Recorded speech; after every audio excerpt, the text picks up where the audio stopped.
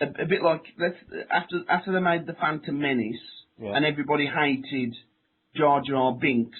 Yeah. It's a bit like giving him the lead role in the next movie. Well, I think that's a bit of a harsh comparison, but I do take your point. Yeah, I take your point. But other than that one gripe aside, really, you know, this is still good, clean, family fun that adults can get something out of, if not quite as much as the other Pixar stuff. There's still a little bit of something there. Yeah. What do you give it? What's your marks out of 10? I'll give it 7 out of 10. 7 out of 10? 7 out of 10. You know what? I'm going to match that. Right. 7 out of 10 for me as well. Unusual that we agree, almost. Absolutely. Yeah. So, but you know, sometimes things do appeal to right-minded individuals as well as deviants.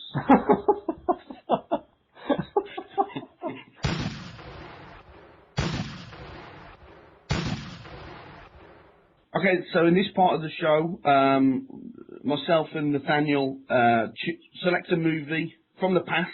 It could be 40, 50 years old, it could be 3 years old, and we agree to watch it. We don't watch it together, or if we haven't so far, maybe that will come in the future.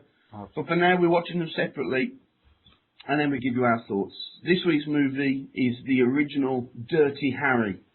An iconic cinema presence, a name that everybody knows.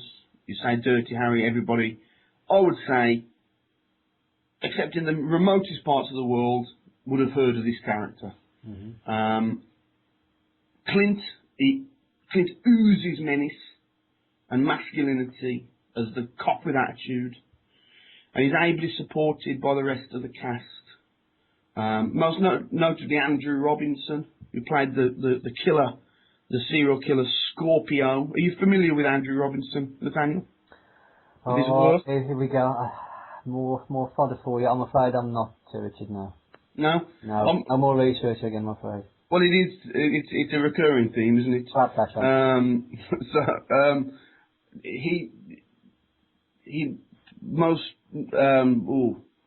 well known from genre stuff, really. He played the recurring character Garak in Deep Space Nine. He was magnificent in that. And he also plays lead character Larry in the original Hellraiser film. Really? Very, very good actor. The plot's straightforward enough, focusing on Scorpio's efforts to claim a ransom for the people he's kidnapped, and crucially, taunting the San Francisco police as they struggle to bring him to justice. How did you find it? No, it didn't do it for me. I know this film has classic status, and admittedly I can see why it has that. It's got that iconic feel to it, hasn't it? But at the end of the day, I can't emphasise with a message like that in a film, you know.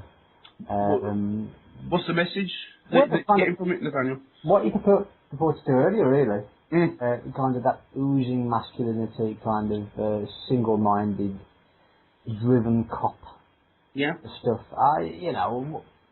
That's not a positive thing, is it, really?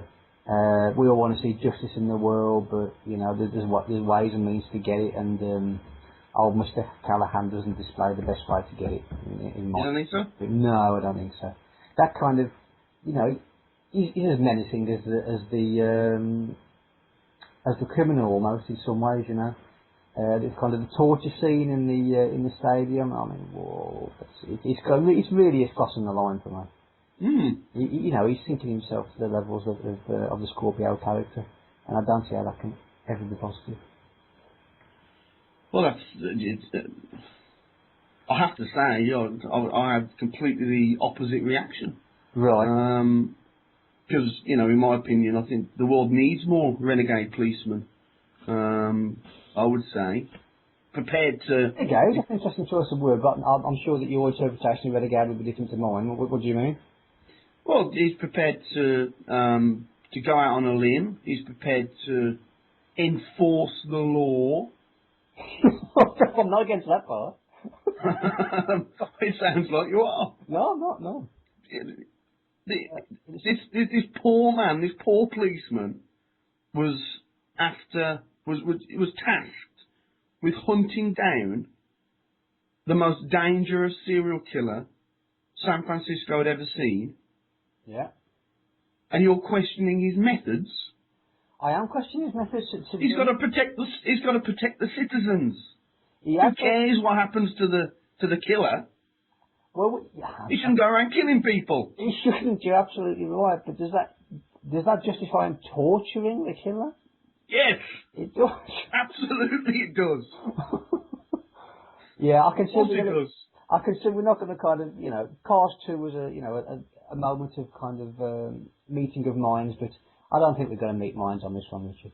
Let me tell you something. Go on. It's limp-wristed tree huggers like you that allow killers like Scorpio to exist. I would say I thought of it. Do you want me to tell you why? Yeah, I'd love to know, yeah.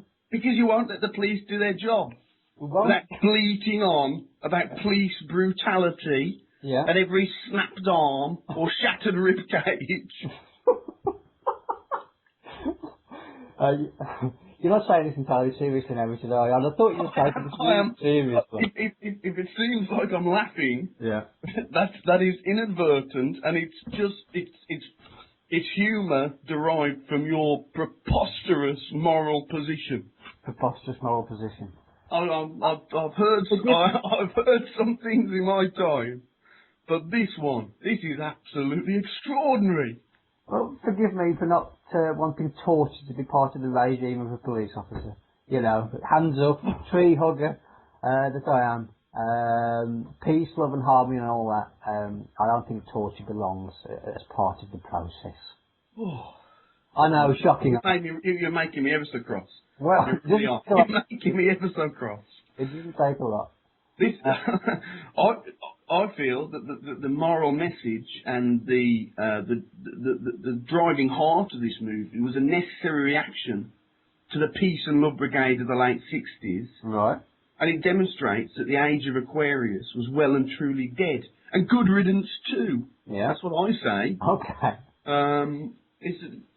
It's far more benefit to be had from the real world, real life, than some mystical, spiritual notion. And preposterous. Mystical? I can barely string a sentence together. You've made me so angry, Nathaniel. Well, let's see if I can diffuse your anger a little bit by just the tone of... there's one scene I want to talk about in the film, which I think is pertinent to yourself, Richard. What was the sentence you used earlier? Mystic and spiritualness or something. The song... I was ranting. I can't remember the wording. I do apologise. The scene where the criminal's on the phone, isn't he? He's giving the cop the run around. Oh, yeah. Around the city to kind of make sure he's not being followed. That's right. And they end up at the cross, don't they? Oh, right, yes. Do you think that carried any symbolic significance? Remind me, Nathaniel, of the actual setup. For once, you seem to have the upper hand here. I don't know. I'd never have the upper hand over you. I mean, you're all exuding authority on all subjects. Thank you. Really accept that. Remind me, please, of the scene. Okay, so they end up at the cross. He's been given the... When you say the cross, you mean the junction, the crossroads? No, the cross. Come on, the cross, the cross of Jesus Christ. Oh, yes. This is towards the end, isn't it? About 2/3 away through, I think. Yeah. But it's a memorial. It's a memorial in the park. And they end up at kind of having some kind of fight. It just seemed to me like it was a good against evil, and there was something symbolic there. Absolutely. And it was Harry Callahan against Scorpio, wasn't it? It was. That's right. Yes. Oh, yes. He's coming back. Okay.